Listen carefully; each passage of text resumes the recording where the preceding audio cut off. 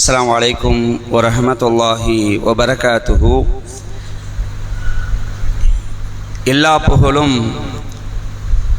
அகிலங்களின் இறைவனாகிய அல்லாஹ் ஒருவனுக்கே உரித்தாகட்டும். நபிகள் நாயகம் ஸல்லல்லாஹு அலைஹி வஸல்லம் அவர்கள் மீதும் அவர்களுடைய தோழர்கள் மீதும் அன்னாருடைய குடும்பத்தார்கள் மீதும் இந்த சத்திய மார்க்கத்தை பின்பற்றி கொண்டிருக்கக்கூடிய அத்துணை மனிதர்கள் மீதும், குறிப்பாக சுபுஹுடைய தொழுகையை ஜமாத்தோடு நிறைவேற்றிவிட்டு அல்லாஹுடைய வேத வரிகளையும் தூதருடைய பொன்மொழிகளையும் அறிந்து கொள்ள வேண்டும் என்ற நோக்கத்திற்காக இங்கு குழுமியிருக்கும் நம் அனைவர் மீதும் அல்லாஹுடைய சாந்தியும் சமாதானமும் வற்றாத பெருங்கருணையும் என்றென்றும் நிலவட்டுமாக என்று பிரார்த்தித்தவனாக, சுபுடைய தொழுகைக்கு பிறகு அல்லாஹுடைய திருமறை குர்ஆனில் இருக்கக்கூடிய அத்தியாயங்களுடைய தமிழ் அர்த்தங்களை நாம் பார்த்து வருகிறோம். அந்த வரிசையில் இன்று நாம் பார்க்க இருக்கின்ற ஒரு சிறிய அத்தியாயம் திருக்குர்ஆனுடைய 101வது அத்தியாயம், சூரா காரிஆ. இந்த சூராவுடைய அர்த்தம் என்னன்னு கேட்டீங்கன்னா, நடுங்க வைக்கும் நிகழ்வு. நடுங்க வைக்கும் நிகழ்வு. அல்லாஹ் ரப்பல் ஆலமீன் இந்த அத்தியாயத்தில் மறுமை நாள் சம்பந்தமாக நமக்கு எச்சரிக்கை செய்கின்றான். அந்த நாள் எப்படிப்பட்ட நாள், அதிலே மனித சமுதாயத்தை நாம் எப்படி ஒன்று கூட்டுவோம், அவர்கள் அந்த இடத்தில் எப்படி ஆவார்கள், அதே போன்று அந்த மறுமையில் யார் ஜெயிப்பார்கள், யார் தோல்வியை அடைவார்கள் என்ற செய்தி எல்லாம் என்ன செய்றான் இந்த அத்தியாயத்தில் சொல்லி காட்டுறான். அன்புக்குரிய சகோதரர்களே, நான் ஒவ்வொரு வசனமா சொல்றேன், அதுக்கப்புறம் என்ன செய்வோம், ஒவ்வொரு வசனத்துக்கு விளக்கம் பார்ப்போம். பிஸ்மில்லாஹிர் ரஹ்மானிர் ரஹீம். அளவிலா அருளாளன் நிகரிலா அன்பாளன் அல்லாஹ்வின் திருப்பெயரால். அல் காரிஆ, நடுங்க வைக்கும் நிகழ்வு. மல் காரிஆ, நடுங்க வைக்கும் நிகழ்வு என்றால் என்ன? வமா அத்ராக மல் காரிஆ, நடுங்க வைக்கும் நிகழ்வு என்னவென்று உமக்கு அறிவித்தது எது?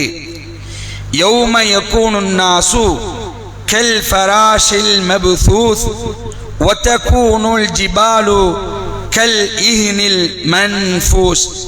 மனிதர்கள் அந்நாளில் சிதறடிக்கப்பட்ட ஈசல்களை போன்று ஆகிவிடுவார்கள். மலைகள் பிரித்தெடுக்கப்பட்ட வண்ண கம்பளியை போன்று ஆகிவிடும். ஃபஅம்மா மன் ஸகுலத் மவாஸீனுஹு ஃபஹுவ ஃபீ ஈஷத்திர் ராதியா, யாருக்கு அவரது நன்மையின் எடைகள் கனத்து விடுகிறதோ அவர் திருப்தியடைந்த வாழ்வில் இருப்பார்.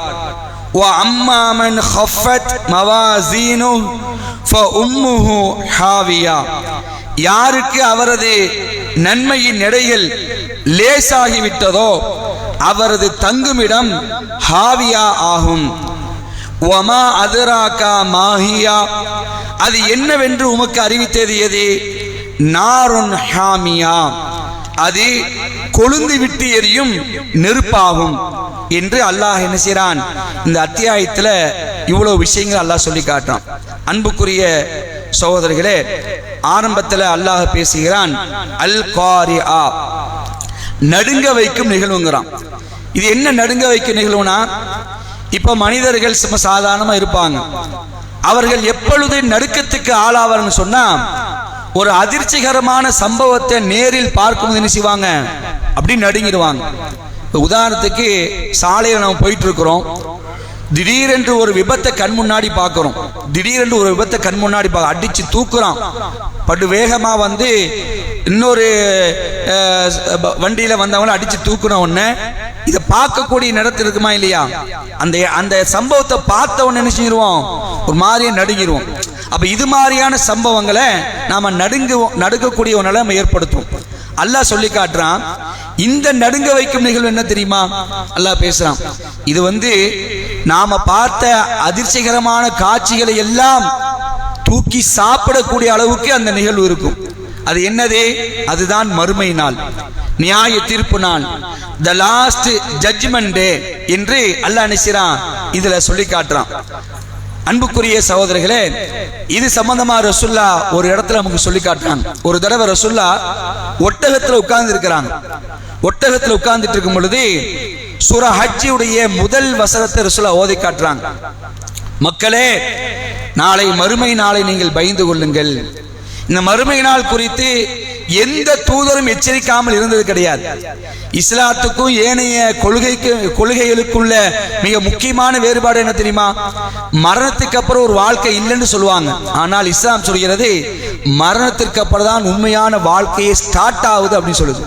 நாம வாழக்கூடிய இந்த வாழ்க்கை இருக்கா இல்லையா, இது அற்பம், இது சொற்பம், இது நிரந்தரமற்றது. ஆனால் நாம் இந்த உலகத்தை விட்டு பிரிந்த பிறகு மறுமையை நோக்கி பயணிக்கிறோமா இல்லையா, அந்த மறுமை வாழ்வுதான் நிரந்தரமான வாழ்க்கை, நிலையான வாழ்க்கை. அதுதான் வாழ்க்கையே. இதெல்லாம் ஒண்ணும் கிடையாது. இந்த உலகத்துடைய வாழ்க்கை என்பது வீணும் விளையாட்டும் தவிர வேற எதுவுமே இல்லைன்னு அல்ல நினைச்சான் குர்ஆன் சொல்லி காட்டுறான். ஆனா நாம அதை மறந்துடுறோம். அதானே, அப்படித்தானே? மறுமையை மறந்துடுறோம். அல்லாஹ்வே குர்ஆன் சொல்றான், மனிதர்களுக்கு அவர்களுடைய விசாரணை நெருங்கி விட்டது. மனிதர்களுக்கு அவருடைய விசாரணை நெருங்கி விட்டது, சந்திரனும் பிளந்து விட்டது. ஆனால் அவர்கள் புறக்கணித்து கவனம் இல்லாமல் இருக்கிறார்கள். கவனம் இல்லாமல் புறக்கணித்து விட்டனர், அதை மறந்து போயிருக்கிறாங்க. இந்த ஒரு நாள் கண்டிப்பாக வரும். ஆகிரத்துடைய மறுமையுடைய தீர்ப்பு நாள் கண்டிப்பாக வந்தே தீரும் என்று இஸ்லாமுக்கு எச்சரிக்கிறது. எல்லா இறை தூதரையும் இதைத்தான் எச்சரித்தாங்க. அல்லாஹ்வுடைய தூதர் ஸல்லல்லாஹு அலைஹி அவர்களும் ஒட்டகத்தில் மேல உட்கார்ந்து கொண்டு மக்களுக்கு சொல்றாங்க, மறுமையை பயந்து கொள்ளுங்கள் சொல்லிட்டு அல்லாஹ்வுடைய தூதர் சூரா ஹஜ்ஜுடைய ஆரம்ப வசனங்களை ஓதி காட்டுறாங்க. யா அய்யுஹன்னாஸ் தக்கூ ரப்பக்கும், ஓ மனிதர்களே உங்கள் இறைவனை நீங்கள் அஞ்சிக் கொள்ளுங்கள். இன்ன ஸல்ஸலத்த ஸாஅத்தி ஷைஉன் அலீம், அந்த நேரத்தின் திடுக்கம் மிக கடுமையானது. மறுமை பத்தி ரசூலுல்லாஹ் சொல்றாங்க. அந்த நேரத்துடைய திடுக்கம் இருக்கா இல்லையா, அது ரொம்ப கடுமையானது. அந்த நாளை பார்த்த உடனேயே மக்கள் அந்த நாளை பார்ப்பாங்க. ஒட்டுமொத்த மனித சமுதாயமும் அந்த தீர்ப்பு நாளில் எழுப்பப்படுவார்கள். அந்த தீர்ப்பு நாளை பார்ப்பார்கள். மனிதனுடைய நிலை எப்படி தெரியுமா இருக்கும்? ரசூலுல்லாஹ் தொடர்ச்சியா ஓதுறாங்க, நீங்கள் அதை காணும் நாளில், அந்த மறுமை நாளை நீங்கள் பார்க்கக்கூடிய நேரத்தில் பாலூட்டும் ஒவ்வொருத்தையும் தான் பாலூட்டிய குழந்தையை மறந்து விடுவாள். ஒரு தாய் தன்னுடைய பிள்ளைக்கு பால் ஊட்டிட்டு இருக்காங்க, அதுதான் அவளுக்கு பெரிய விஷயமா இருக்கும். அதை தவிர வேறு எதுவுமே பெருசா தெரியாது.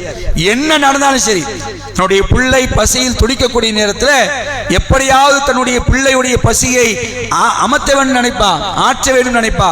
அப்படி தன்னுடைய பிள்ளைக்கு பால் கொடுக்கக்கூடிய ஒரு பெண்ணே இந்த நாளை பார்த்தாள் என்று சொன்னால் பிள்ளையை தூக்கி கடாசிடுவா, பிள்ளையை மறந்துடுவா.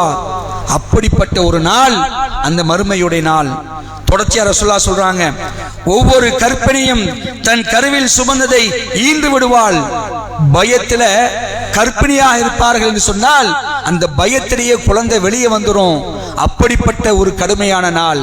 தொடர்ச்சியா அல்லாஹ் குர்ஆன்ல சொல்லி காட்டுறான், போதை வயப்பட்டவராக மனிதர்களை காண்பீர்கள். அந்த நாள்ல மனிதர்கள் எழும்போன உடனே அந்த நாளை பார்த்து ஒரு மாதிரியா போதையில் இருக்கிற மாதிரி இருப்பாங்க. அப்படி தள்ளாடி ஒரு மயக்கத்தில் இருப்பாங்களாம். ஆனா அவங்க உண்மையிலேயே போதையில் இருக்கிறவங்களா, சாராயத்தை குடித்தவர்களா, மதுவை அருந்தியவர்களா? இல்ல, அவர்கள் அதனால் போதை இல்லை. இந்த நாளுடைய கடுமையை பார்த்து ஒரு மாதிரியான மயக்கத்தில் போதையில் இருப்பார்கள். மனிதர்களை போதை வயப்பட்டவராக காண்பீர். அவர்கள் போதை வயப்பட்டோர் அல்ல, மாறாக அல்லாஹ்வின் வேதனை கடுமையானது. இந்த நாளுடைய வேதனை எப்படி இருக்கும்? ரொம்ப ஷாக்கா இருக்கும். யாரா இருந்தாலும் சரி, இல்ல நான் உலகத்தில் பெரிய அதிகாரியா இருந்தேன், பெரிய நாட்டுடைய மன்னனா இருந்தேன், சர்வாதிகாரம் படைச்சிருந்தேன், என்னை விட்டா ஆள் இல்லை நான் சொல்லியிருந்தேன், நீ யாரா இருந்துட்டு போ, அந்த நாளுக்குள்ள வந்து விட்டா என்று சொன்னால் ஒட்டுமொத்த மனித சமுதாயமும் பயந்து நடுங்கி போயிருப்பார்கள். யார் முதற்கொண்டு தெரியுமா? நபிமார்கள் முதற்கொண்டு. இதுக்கு மேல என்னங்க வேணும்? நாமெல்லாம் யார் நினைக்கிறீங்க? அல்லாஹ்வுக்கு அல்லாஹ்வுக்கு அவன் சொன்ன விஷயத்தை அப்படியே செய்யக்கூடியவர்கள், அல்லாஹ்வுக்கு கடுமையாக பயப்படக்கூடியவர்கள், அல்லாஹ் ஏவையை செய்யக்கூடிய அந்த நபிமார்களே நாளை மறுமை நாளை கொண்டு திடுக்கத்தில் இருப்பார்கள், பயந்து இருப்பாங்கன்னு சொன்னா நாமளா எம்பாடு?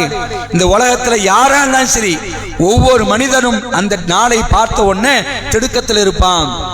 அல்லாஹ் குர்ஆன்ல சொல்றான், சாதாரண நாள் நினைச்சிடாதீங்கப்பா, அந்த நாள் சும்மா சாதாரண நினைக்கிறீங்களா?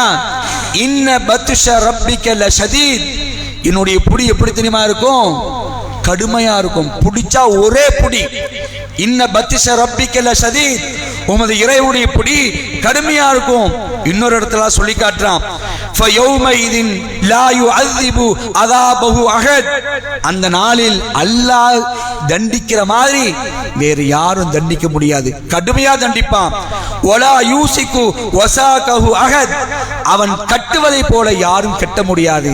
எப்படிப்பட்ட வார்த்தை பார்த்தீங்களா?